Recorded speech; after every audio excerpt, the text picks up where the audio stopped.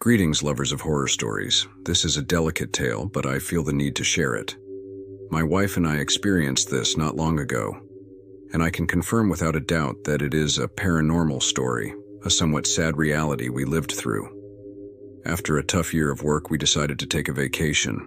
We were excited to visit some quaint towns that I prefer to keep anonymous. These vacations turned out to be the worst of our lives, a true nightmare. We headed to California, where one of the many towns on our destination list awaited us. This town had a magical charm that drew us in, and at night we decided to have dinner at a local restaurant.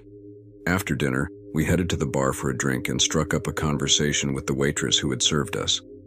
She asked us where we were from and if we were on vacation, so I showed her our itinerary. That's when she recommended a nearby town, very popular among tourists, that we could add to our list of destinations. We were thrilled to receive this advice from a local, trusting her suggestions on beautiful places to visit. We embarked on the adventure and headed straight to that town, which was just a few kilometers away, and conveniently on the way to the destinations we planned to visit the next day. We were on the road that the waitress had recommended, a somewhat hidden path that seemed to have no buildings around it. The road was deserted and very dark, and it seemed strange not to encounter any vehicles on our route. At that moment, my wife asked me if we were on the right path, as it was very narrow and desolate. I replied that perhaps due to the late hour and the numerous curves, tourists avoided traveling it. We remained silent for a few minutes, and I began to feel a strange vibration, something that filled me with a bit of fear. I longed to reach the town and leave behind that increasingly eerie road. I no longer felt excitement, but rather a longing to arrive. As we rounded a curve, a girl suddenly appeared, without me being able to determine from where or when. I could barely make out that her clothes were very dirty and torn, resembling rags. Her hair was long and disheveled, and I noticed she was crying, looking very disheveled. I slammed on the brakes when I saw her. We were both stunned, unable to articulate a word. We couldn't believe what we had just witnessed, but in the blink of an eye, the girl disappeared. She was gone, as if she had vanished into thin air. We looked in all directions but couldn't understand where she had gone. It was all very dark, and there was no one else but us. My wife is a very fearful person. She started trembling and her face changed completely. She looked like she was about to cry. I was worried to see her like that, but deep down I also felt confused and disturbed by what we had just seen. She kept asking me over and over what we had seen. I took her hand and reassured her, telling her that we were leaving and not to worry, that we would arrive soon. I turned back on the same road we had come from. It seemed endless. I couldn't speed up on such a narrow and dark road. I turned on the radio to distract us. All we wanted was to resume our itinerary and head to the next town.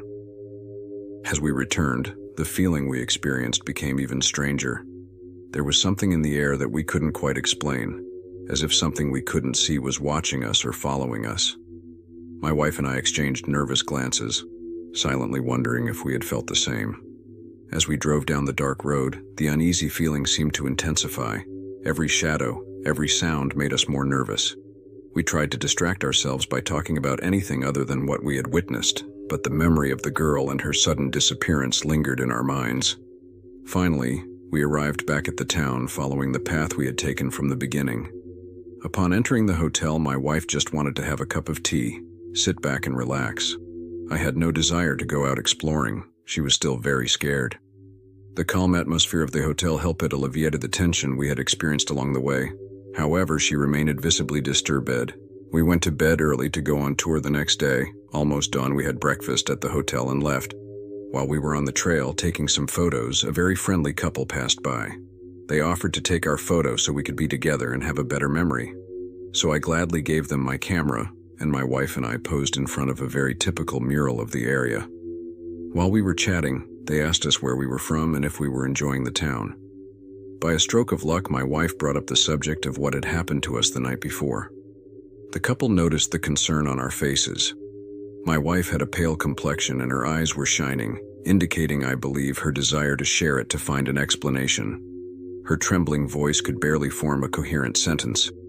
Seeing her like that, the man suggested we sit on a bench a few meters away, while his wife went to fetch a bottle of water. That's when they asked us if we had been robbed or what had happened to make us so affected during our vacation. As I recalled what had happened, I tried not to let the fear show on my face in front of my wife, but remembering that woman in the middle of the road, crying, and in the dead of night, made my hands tremble, which was hard to conceal. As my wife narrated our experience, I noticed their faces filling with distress. The man, very serious, looked at us and said he didn't know who or why had instructed us to take that route. They were locals, so they asked us exactly on which stretch it had happened to us. They made us promise and pleaded with us, please, never to take that route again. And though it was a very delicate matter, they decided to tell us so that we have a lot of caution next time. They revealed to us that that route was known as the hidden route, or the forbidden route. It was used by illegal trucks transporting women for profit, and although they couldn't go into details, they made it clear that these were women deprived of their freedom. We were astonished to hear that, and to understand the danger we had exposed ourselves to. However, we still had the question about the woman we had seen and who disappeared in a matter of seconds, about whom they commented that she was probably one of those girls whose spirit was asking for help, perhaps in an attempt to escape, but had lost her life. They told us that there had been rumors about the soul of a girl wandering along that route at night. Although no one from the town had taken that path in many years, it was said that she had been sighted in the past. Even at one point, the police were called, thinking she might need help and be lost. Weeks and weeks of searching and inspection were carried out in the area, but it was never resolved. No traces were found. Despite being a road with many curves, mostly dirt, surrounded by forests and poorly lit, the area was thoroughly searched from beginning to end, but nothing was found. A deep sadness engulfed us. After everything that had happened, the appearance of that woman made sense. Although we were very skeptical about these kinds of paranormal stories, one doesn't believe it until they experience it. I just hope that girl finds the peace and light she's seeking. After hearing the shocking revelation from the local couple, we fell silent for a moment, processing all the information.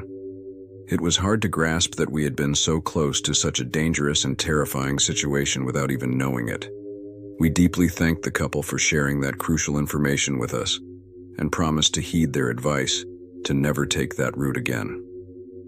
We returned to our hotel room with a sense of relief mixed with strong nervousness. The idea that we could have been victims of something so sinister left us with chills.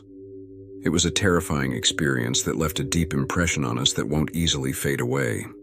It made us reflect on the idea that we are not alone in this world, that inexplicable events are always lurking in every dark corner, and that any of us could be exposed to them. If you enjoyed the story, click on like. It's just to know if you enjoyed it, or perhaps to let me know if you've also experienced paranormal activities. I'll wait for you in the next story. I guarantee it will be even more terrifying than